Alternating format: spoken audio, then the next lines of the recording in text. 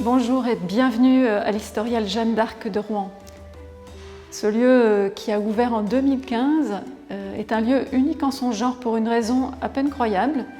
C'est le seul lieu de son espèce en effet qui soit entièrement consacré à une figure féminine. C'est dire si à Rouen, la question émergente du matrimoine n'est pas un vain mot. Et la programmation culturelle de l'Historial d'ailleurs en témoigne. Elle fait la part belle aux femmes, à leurs droits, à leur histoire, à leurs œuvres. Ce lieu, il a trouvé sa place au cœur même du palais archiépiscopal de Rouen. C'est un magnifique monument qui témoigne de la riche histoire médiévale. Et puis, c'est un lieu qui est effectivement directement relié à l'histoire de Jeanne. Nous sommes ici dans la cour de l'officialité. C'est ici qu'en 1431, Jeanne a reçu sa condamnation. Et puis c'est ici aussi que quelques années plus tard, en 1456, elle a été réhabilitée. C'est donc ici un lieu qui est habité, qui est chargé d'une histoire, d'une symbolique. Et c'est pourquoi l'équipe de l'Historial déploie tout son savoir-faire. Je vais les laisser vous le présenter. Bonjour à toutes et à tous, je suis Amélie Cheval, chargée de médiation culturelle de l'Historial Jeanne d'Arc, mais également guide conférencière. Aujourd'hui, je vous invite à me suivre en visite guidée. Ici, tous les départs sont cadencés toutes les 15 minutes par une régie centrale qui va contrôler les départs de visite. Je vous invite à me suivre.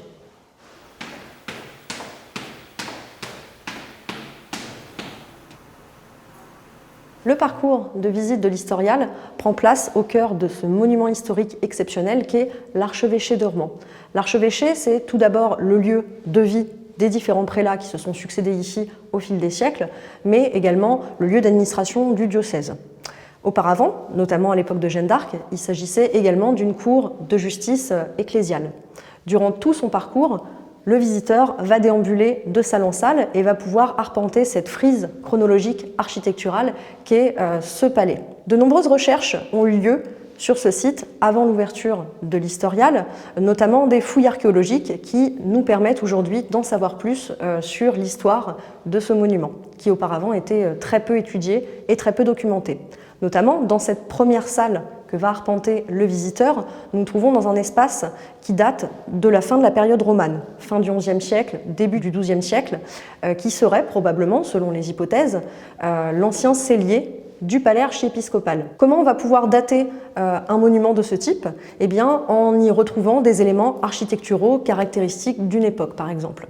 Ici, on va retrouver dans cette salle notamment des voûtes d'arêtes, des arcs doubleaux en plein cintre, mais également des éléments architecturaux sculptés tels que des chapiteaux, comme l'exemple qu'on va trouver ici, qui est un chapiteau à motif dit gaudron, qui est effectivement caractéristique de la fin du XIe siècle et du début du XIIe siècle.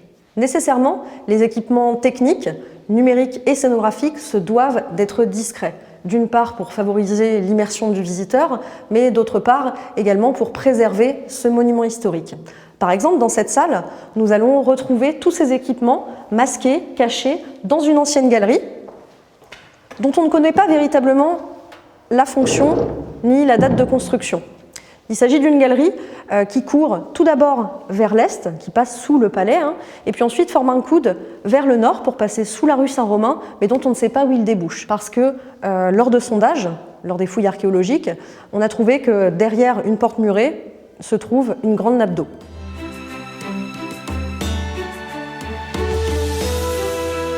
Dans ce premier espace, la scénographie résume le contexte historique. En effet, il est très important de contextualiser l'épopée de Jeanne d'Arc afin que le visiteur ait tous les éléments pour bien la comprendre.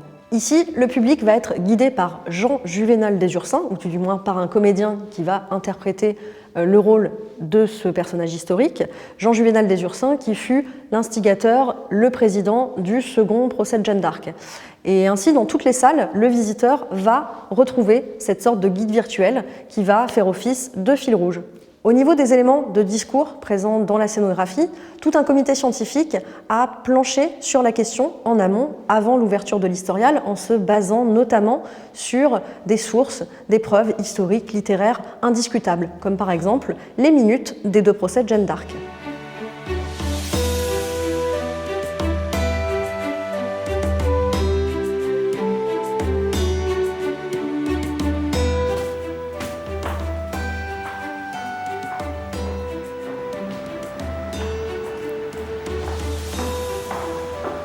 Nous arrivons ici dans le second espace du parcours.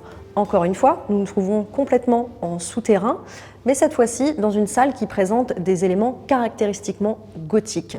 Nous pouvons notamment admirer une voûte surcroisée d'ogives, composée de 6 voûtins et dont les nervures retombent sur des colonnes jumelles.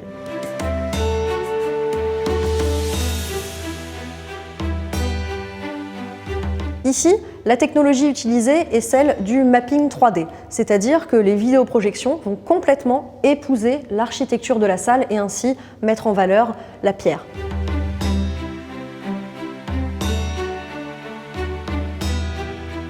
Cette salle serait d'ailleurs probablement le dernier vestige de l'ancienne chapelle palatine médiévale, c'est-à-dire la chapelle privée de l'archevêché. Encore une fois, tous les équipements technologiques sont complètement cachés, masqués du public. Par exemple, dans cette salle, nous avons plus d'une quinzaine de vidéoprojecteurs.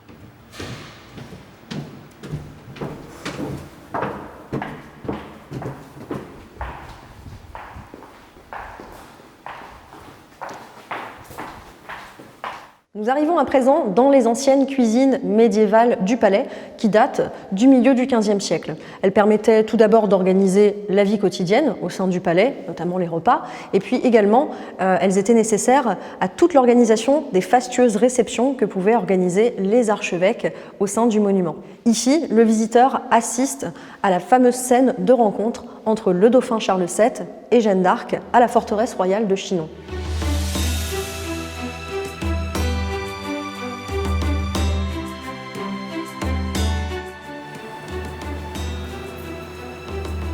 L'ancien office est un espace qui est directement construit dans la continuité des cuisines. Pourquoi ? Tout simplement car celui-ci servait à préparer tout le service de table.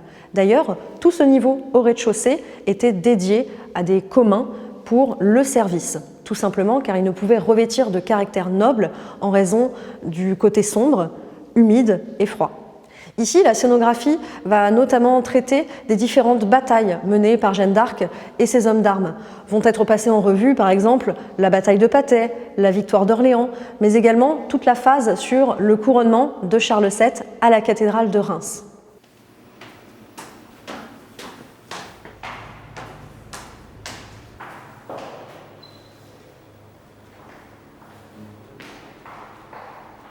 Aménagé au XVIIIe siècle, le visiteur assiste à une reconstitution poignante du procès de Jeanne d'Arc. En effet, il est entouré par de nombreux écrans de projection qui mettent en scène les différents juges et témoins présents lors du procès. On retrouve notamment dans cette séquence de nombreux extraits d'œuvres cinématographiques célèbres traitant du procès de Jeanne d'Arc, comme notamment le film de Karl Dreyer.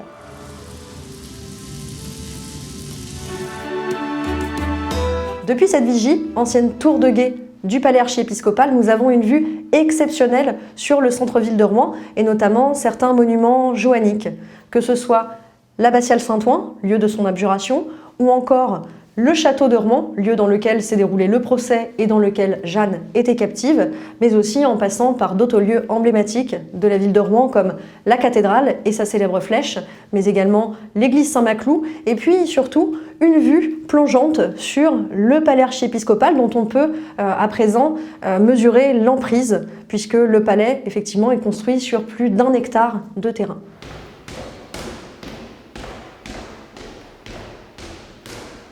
À présent, le visiteur arpente l'historial en toute autonomie. En effet, dans ces espaces, on se trouve dans ce qu'on appelle la mythothèque, c'est-à-dire la bibliothèque du mythe de Jeanne d'Arc. Cet espace est conçu comme un centre de documentation, un centre de ressources, où l'on va trouver différents équipements numériques, comme par exemple des tablettes où l'on va classer les différentes thématiques qui ont attrait à la postérité de Jeanne d'Arc.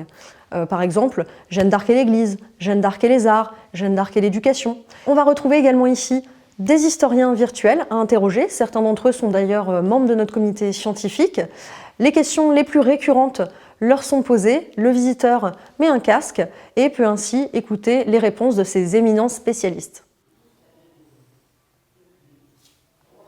Dans cet espace, appelé cabinet de curiosité, le visiteur découvre des œuvres qui datent de la fin du XIXe siècle et du début du XXe siècle, qui témoignent de la grande popularité de Jeanne d'Arc à ces périodes.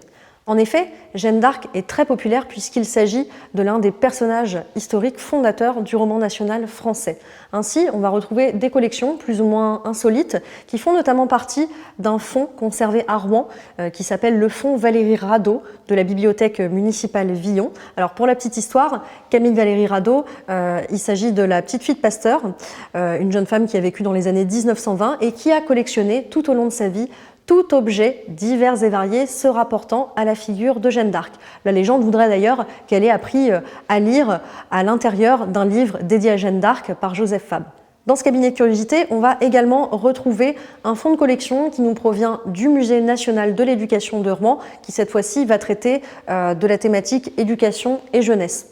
Ainsi, on va pouvoir admirer par exemple un ancien jeu de loi du 19e siècle, un ancien puzzle, des petits soldats de plomb, mais également des objets pédagogiques, des outils pédagogiques dédiés à la classe. Par exemple, des vues sur verre qui permettaient aux enseignants de projeter des images en classe. Ici, nous allons également pouvoir retrouver un certain nombre d'affiches de cinéma qui témoignent de l'engouement des réalisateurs pour la figure de Jeanne d'Arc, et ce à toute époque, puisque ici il y a quelques affiches, mais en réalité il y a eu plus d'une soixantaine de films tournés sur le sujet Jeanne d'Arc, et ce depuis l'invention du cinéma par les frères Lumière. Enfin, à la suite de son parcours, le visiteur a accès à deux espaces qui sont de véritables joyaux architecturaux, comme par exemple cette salle des États, qui était à l'époque la grande salle de réception du palais archiépiscopal de Rouen, mais également un espace dans lequel se réunissaient les États provinciaux de Normandie, ce qui explique le nom salle des États. Elle renferme notamment plusieurs trésors de l'histoire des arts, comme 4 tableaux d'Hubert Robert, un peintre du XVIIIe siècle, qui a choisi de représenter d'une part le château de Gaillon, qui était l'ancienne résidence d'été, la résidence Auchan des archevêques de Rouen, puis la ville de Rouen vue de la rive gauche, et également la ville de Dieppe et celle du Havre. Également, cette salle renferme de nombreux vitraux qui représentent des scènes de la Passion du Christ. À l'origine, ces vitraux ne se trouvaient pas ici même dans cette salle des États, mais dans une galerie vitrée qui venait ceinturer le jardin des archevêques.